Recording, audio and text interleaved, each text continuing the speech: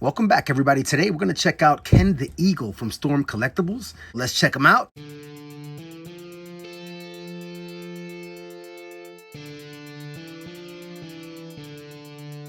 Quick look at the outer packaging. Nice piece of cartoon artwork there. I wish I could draw that well. I'm working on it, though. I'm working on it. I'm not giving up hope. The box is really massive, and I don't want to have to move the dial piece, so I am going to share the artwork in a really unconventional way. Sorry about this, but I did want to share it because I think it looks really, really cool.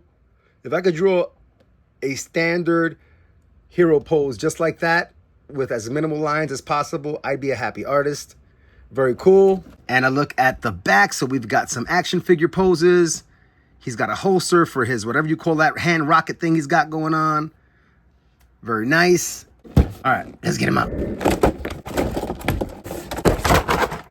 For the rest of the video, I'm going to call him Gatchaman. And our friend Gatchaman comes in like a really cool double clam insert. So you've got the figure with his accessories. And then you got another wider, almost like a stadium kind of look clam with some more accessories. Two sets of winged capes. This one is massive, and it's got to be like around 10 inches across. It is a stiff cape. And the other has a little bit of a red blemish right here. And it's more of a kind of like a flight cape. And this one is more of a windswept, hovering kind of style. All right, Gatchaman, Gatchaman. And right out of the package, he has one of the capes on him, and it is sealed. So all of the capes will have to slide over the neck peg, requiring us to take off the head portrait. So we'll take a close look at that. But just standing there with that really relaxed look, I love the color palettes they went with. It looks so dope, man. The fact that this cape isn't glossy at all, and it's all really just matte paint, really does give it that look of almost like a cartoon. So dope, man. So dope, because there's like no hard line separating any of the colors. All of the colors are matte and muted. So nice, man. So nice. This material, I will say, seems like the kind of material that if it gets a scuff mark, it's going to stay on the material. And we saw a little scuff mark on the wing inside of the package. So we're going to look at all that real close together. Quick look at his accessories. He comes with a bunch of hands, and they are super soft. Very cool. We're looking at all of the left hands, but he has mirror hands for both sides. So this one is a pointer. Here we have another emotive hand. I'll give you a little comparison so you can see how they're different. We have another emotive hand. This one looks like it has a gripping hand. So let's try with this hand and this one, like in the picture on the box. The fingers are super bendy, and there you go. You got a nice grip on this hand rocket. I like calling it a hand rocket. I don't know what they're called. You know, like I mentioned, I wasn't like a diehard fan of the show. I remember catching it from time to time on TV and thinking to myself, wow, they're really cool with their capes. They're like Voltron paladins, but with capes. And that's really what I remember about them. I remember his name being Ken, and that's it. I don't really remember any of the storyline or anything like that. Just that they caught my imagination as a kid. You know, and when I saw the action figure reveal from Storm Collectibles, I was like, oh, hell yeah. That's one of those childhood memories, legacy heroes. I'm picking him up. Heck yeah. You know, and I will just say, just looking at this figure and how dope he is as a straight up simple cartoon styled paladin, if that's what we're going to call him. In this case, he's a science ninja. But he looks so dope. And I wish somebody would put the effort into the Voltron paladins. But anyway, let's look at his other accessory. And it's his face portrait. And these things are painted extremely well. The same matte chalk white with some really sharp lines on all the other colors. The visor is transparent. Look at his facial expression. And you can just pop those off. And look how cool that is. Really well painted portrait. Dead center looking forward gaze. gritting his teeth a little bit, and the visor just snaps right back on. Both visors have the same effect. The other portrait is a more muted 1,000-mile stare. Very, very cool. Close look at Ken the Eagle, aka Gatchaman. And we'll pop that visor right off. Give you a look at that gaze. The hair feels soft, the face portrait feels soft. To get the cape off, you just pop that out. Give you a glimpse at the peg and the slot. And the cape slides right off.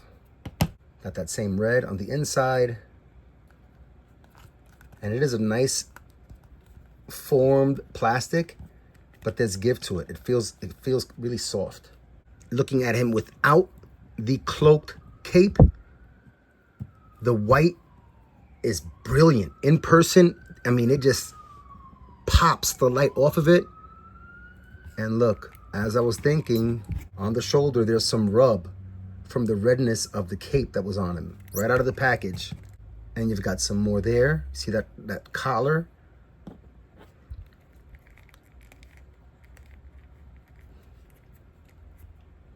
And it's not really gonna come off very well, I can tell you now, because this is a really soft plastic, especially here on the upper torso. You see how it gets caught there? It's designed that way, I guess, for the articulation on these Storm Collectibles figures. And it really doesn't bother me. It's grown on me, but you do have to get used to it, I guess. First time I encountered it, I was like, what's up with this soft chest? But it doesn't really seem to hinder the figures at all. I will say, though, on this particular chalk white material, it's going to get stained. I mean, we see it already a little bit there and on the shoulder, but it just feels like the kind of material that's going to absorb stains. So you got to watch out for that. Well, we've got him in his capeless form, looking super clean. Hefty joints there. I mean, he just is a really clean, cartoon styled looking figure. And I just love the look of him, man. Very, very dope. Let's look at articulation while we've got him here. So we know that the Storm Collectibles figures have this hollow cavity with the very soft upper torso. So that's going to seem weird initially, but it's going to be helpful when you articulate the joints to give you deep movements, especially up here at the neck piece, to give you this forward lean or back and up. The plastic of the torso is wrapped all the way around the neck, so it just benefits movement since this is so pliable, right? And of course you can get a little bit to the side, just there with the neck. So very, very dope. You got that full rotation and you got up and down, you know, up and you're great down. So very, very good articulation there, and not much to get used to once you're comfortable with the soft upper piece, and you just adjust it there. So you do also have an additional bit of movement here at the center of the torso, and you'll get some crunch forward. Sometimes the plastic will get deformed a bit, but you just work with it and try again. Really nice. Great movement backward. You might get a little exposure there, so you find the sweet spot.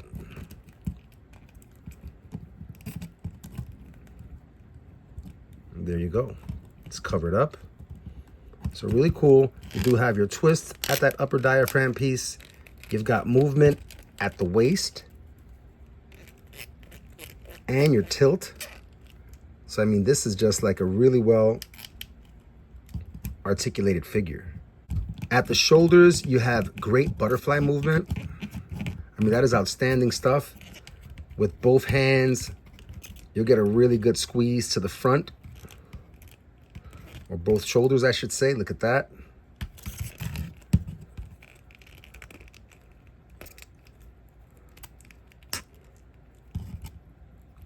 A huge, huge open breast pose.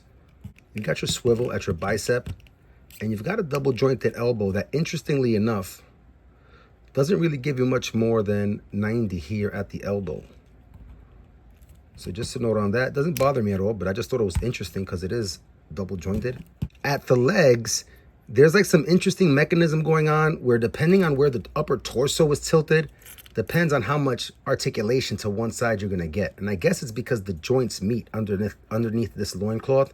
So for example, over here, I'm not gonna get this leg to come out because the torso is leaning this way. So I'll bring that leg down, lean the torso that way, and then I'll get my 90 there, no problem. So I thought that was interesting. When the torso is positioned perfectly centered, you get about the same on both sides, you know? So interesting little quirk there. There is upper thigh swivel. My right is much more smooth than is my left, and I'm not gonna force it. And you've got your double jointed knees with your toe down, toe up, and toe articulation. No other swivel anywhere down the leg. Not at the lower thigh, not at the boot cut, nowhere. Not even here at the leg, but you will get your rocker. I mean at the ankle, but you will get the rocker. Beautiful, beautiful figure. Or handsome, handsome figure.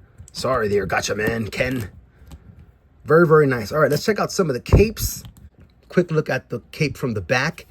I've got some more of that red marking, and I'm just pointing that out as just an indicator that this particular rubber, the way it's designed, and it's so beautiful, the way it's like a muted, flat chalk white, but because of the material, it's gonna mark up if you're not careful, like I guess I was not. And a quick look from the front. The capes are heavy, so I am balancing him there forward so that he can hold the weight. You see how he has a slight lean forward?